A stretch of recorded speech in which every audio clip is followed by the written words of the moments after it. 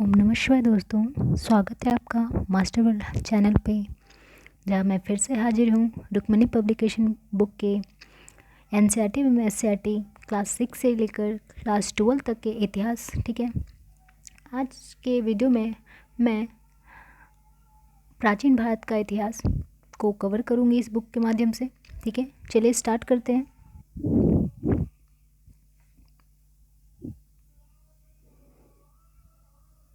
सबसे पहले परिचय है।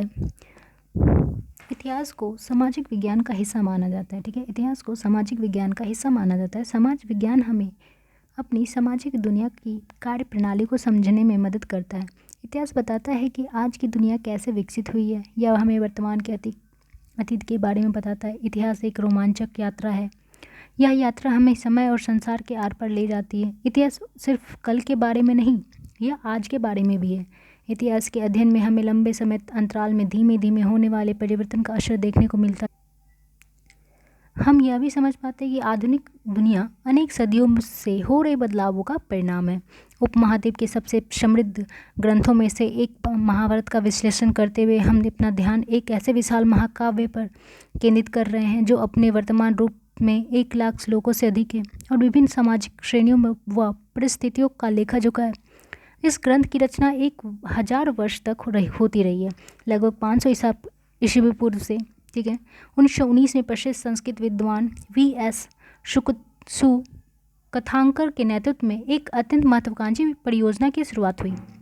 19वीं और 20वीं शताब्दी में इतिहासकारों ने पहली बार सामाजिक इतिहास के मदों को अनुशीलन करते समय इन ग्रंथों को सतही तौर पर समझा। उनका विश्वास था कि इन ग्रंथों में जो कुछ भी लिखा हुआ है वास्तव में उसी तरह से उसे व्यवहार में लाया जाता होगा।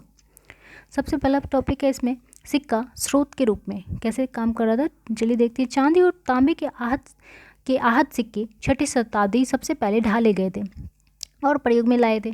आहत सिक्कों पर बने प्रतीकों को उन विशेषता मौर्य वंश राजवंशों के प्रतीक से मिलाकर पहचान करने की कोशिश की गई तो पता चला कि इन सिक्कों को राजाओं ने जारी किया था। ठीक है, आहत सिक्के आयताकार, वर्गाकार, गोल होते थे। ये या तो धातु की चादर को काटकर या धातु को चपटे गोलिकाओं से बनाए जाते थे। इन सिक्कों पर कुछ लिखा हुआ नहीं था। इन पर कुछ चिन्ह ठप्पे से बनाए जाते थे, इसलिए इसे आहत सिक्के कहे जाते थे। ईसा के आरंभिक सदियों तक ये प्रचलन में रहे। ठीक है, ये बिल्कुल ऐसे दिखते थे आहत सिक्के, देख लीजिए।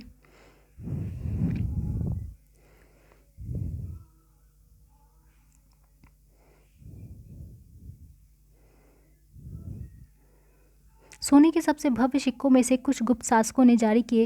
इनके आरंभिक सिक्कों में प्रयुक्त सोना अति उत्तम था। 6वीं शताब्दी ईस्वी से सोने के सिक्के मिलने कम हो गए। मुद्रा शास्त्र सिक्कों का अध्ययन कहलाता है। ठीक है, मुद्रा शास्त्र जो है सिक्कों का अध्ययन कहा जाता है।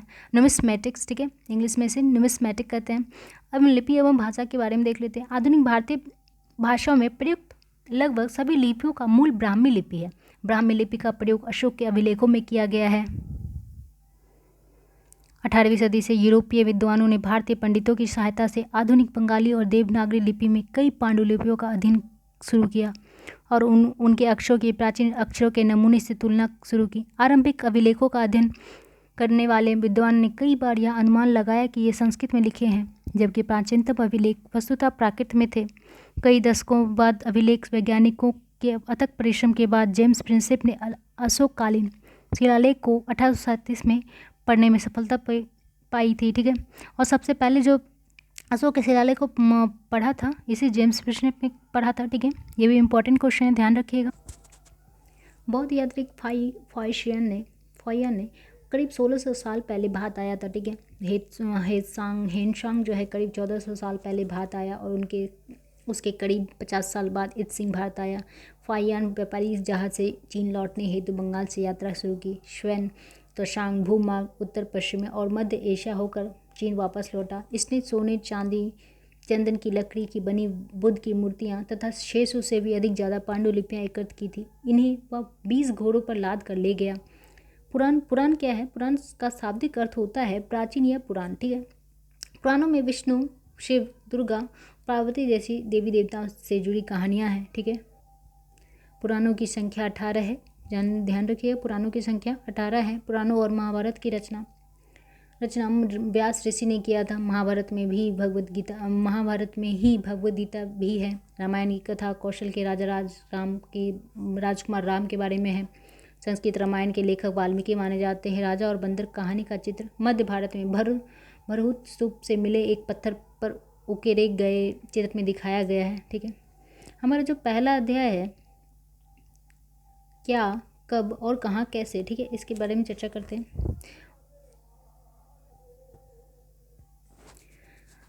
क्या, कब, कहाँ और कैसे। उत्तर पश्चिम की ओर सुलेमान और किरथर पहाड़ी क्षेत्र में 8000 वर्ष पूर्व गेहूं और जौ उपजाना प्रारंभ किया गया। उत्तर पूर्व में गारो तथा मध्य भारत में विंध्य पहाड़ियों में सबसे पहले चावल उपजाया गया। इंडिया शब्द इंडस से निकला है, जिसे संस्कृत में सिंधु कहा जाता है। ठीक है,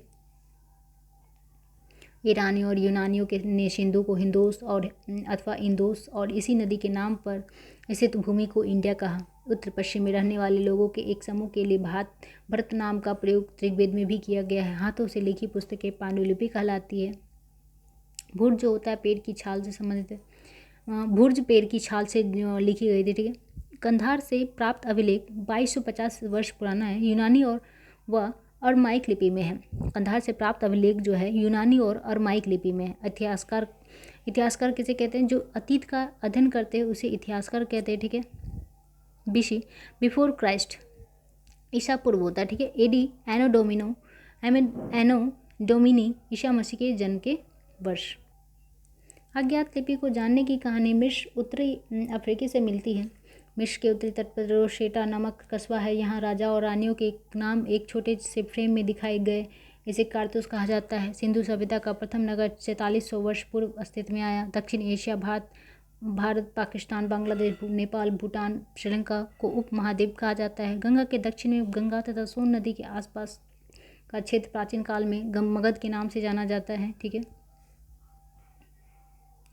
नेक्स्ट जो है प्रागैतिहासिक काल है, जो इस उप महाद्वीप में 20 लाख साल पहले रहा करते थे। उन्हें आखिटक खाद्य संग्रह के नाम से जाने जाते हैं। ठीक है, महापाषाण काल में कब्रें बनाने की प्रथा लगभग 3000 साल पहले शुरू हुई थी। यह प्रथा दक्षिण भारत, उत्तर पूर्वी और कश्मीर में प्रचलित थी। मृतकों को खास किस्म की मिट्टी के बर्तनों के साथ दफनाया जाता था, जिन्हें काले लाल मिट्टी के बर्तनों, ठीक है, के नाम से जाना जाता था। इनके साथ लोहे के औजार और हथियार, घोड़े के कंकाल तथा सामान एवं पत्थर और सोने के गहने भी मिले हैं। ठीक है, ब्रह्मगिरी जो कर्नाटक में स्थित एक कब्र में 33 सोने के मनके और शंख पाए गए हैं। ठीक है, महापाषाणिक स्थल क्या होता है? चलिए देखिए, महापाषाणिक स्थल ब्रह्मगिरी कर्नाटक आदि चैत्रलूर तमिलनाडु में जो है। ठीक है, आरंभिक गांव इनाम गांव पुरा स्थल, जहां औजार, बर्तन और इमारतों जैसी वस्तुओं के अवशेष मिलते हैं, उन्हें कहते हैं इनाम गांव। भूमिमा की सहायक नदी घोड़े के किनारे स्थित है। यहाँ एक आदमी की 5 कमरों वाले मकान के आंगन में 4 पैरों वाले मिट्टी के एक संदूक में दफनाया गया है। ठीक है, 4 पैरों वाले मिट्टी के एक संदूक में दफनाया गया है। चरक के अनुसार मनुष्य के शरीर में 360 हड्डियाँ होती है। ठीक है, चरक के अनुसार मनुष्य के शरीर में 360 हड्डियाँ होती है। ठीक है, ध्यान रखिएगा। इनाम गांव से मिले कृषि बीज गेहूँ, जौ, चावल, दाल, बाजरा, मटर और तिल है। बैर, आंवला, जामुन, खजूर और कई तरह के रसभरियाँ एकत्र भी की जाती थी।